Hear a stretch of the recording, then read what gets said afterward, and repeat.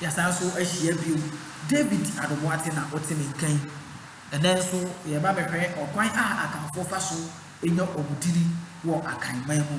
ya bobo bebre so yeguso ayekọ nti obete wo de okwan a odi mi fa so baaye edi bi eda wo so no se ye fe obologo ana okwan be na fa so baaye udi mati a obete ase wo hudi nti a ye fa atia donku ene ye ba behwe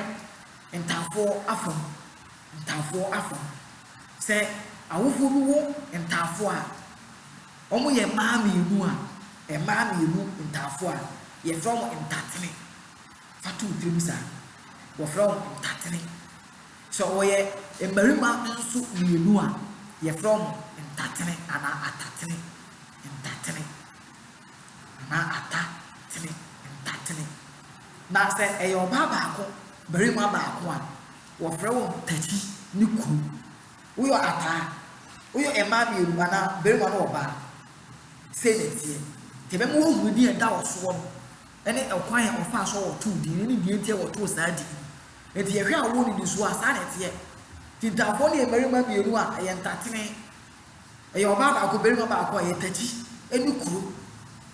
ene ye sa so hwe awo mu a so awofo bi wo emami enu ebobo so a de otoso miensa no ye fe ne Mansa ana se wo ebarima bi enu to ato so first born obarima second born obarima de otoso miensa ye fe ne Mensa enti se wo oba baako no asa wo oba bi de otoso miensa no o yo ba ye fe ne Mansa wo barima baako de odi ho bi mu ye barima de obedi bi mu ye barima de otoso miensa ye fe ne Mensa we ye awo eni disuo obi ho di Mensa enya musunyadi na ewu etamsa akwa we so eni onya asa eke obi ho ye fe ne manu enamsa akwa we so eni onya asa di nti bi se otie me twetwe ya na wo bisa edin ya eda wo so de nti a wo to sa edin wo ma me be kyerɛ na se ekoba se awofo bi so oba baako owo oba baako wo oba mienu mienu saso na se bema ebe toso na akoye ma nko amiensa na ekoye ma mienu na bema de toso miensa sa obarima na efe no KONTO fatu utribu sa ra so de ekoye ebarima nko amienu na oba so be toso a oba no so efe no KONTO fatu utribu